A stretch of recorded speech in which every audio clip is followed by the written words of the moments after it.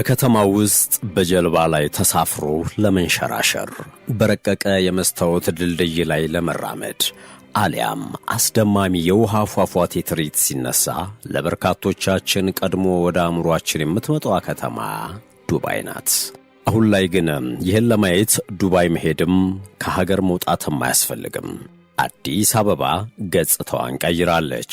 እንዲህም ይቻላል እንዴ ያስባሉ ከሄሊኮፕተር ማረፊያ እስከ ጀልባ ሽርሽር፣ ከኮንሶ ባህላዊ እርከን እስከ ዘመናዊ የፓርክ ቴክኖሎጂ የተካተተበት የአዲስ አበባ የወንዝ ዳርቻ ፕሮጀክት ተአምር ነው የሚለው ብቻ አይገልጸውም።